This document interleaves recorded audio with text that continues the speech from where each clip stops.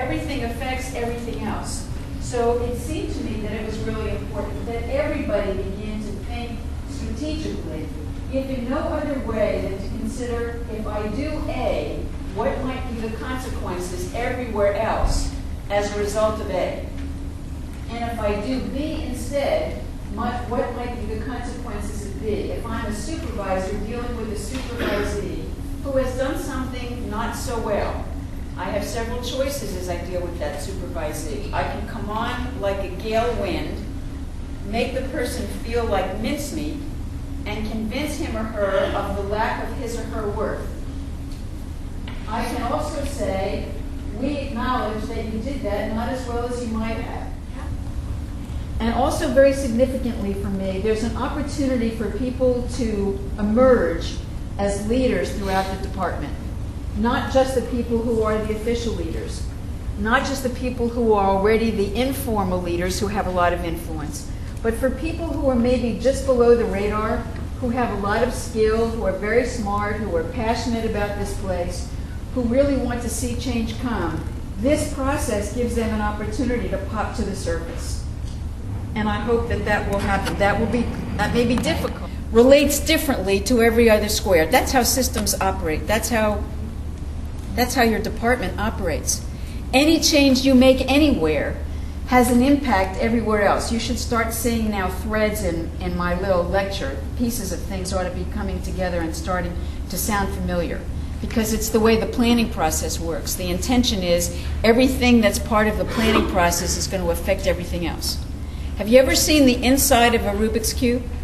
The culture inside the Rubik's Cube. The Rubik's Cube doesn't work unless this gear works. So herein lies the values, assumptions, and beliefs that drive the way organization operates. You can't turn these sides if this doesn't work. The clue to understanding the cube is understanding the gears. The clue to understanding the way this department functions is understanding the gears. And the way I understand the gears is by watching what happens on the outside. Am I making sense so far? Are you with me? When the cube starts to fall apart, you get lots of these individual pieces. I've lost them along the way, but I've got one left. This is some of what your department looks like. You got parts of this department that are disconnected from other parts. You have departments that don't understand enough about what other departments do. You have individuals within an aspect of the department disconnected from other individuals, functioning as if they function on their own. But nothing really functions on its own because everything is connected. And eventually, everything is tied to these values, assumptions, and beliefs. Part of what's going on in this department right now is the gears are not very clearly defined, because you've got different people and different parts of the department working on different values, assumptions, and beliefs. And sometimes when it feels a little, and I don't mean this clinically, but sometimes when it feels a little schizophrenic around here, it in fact is.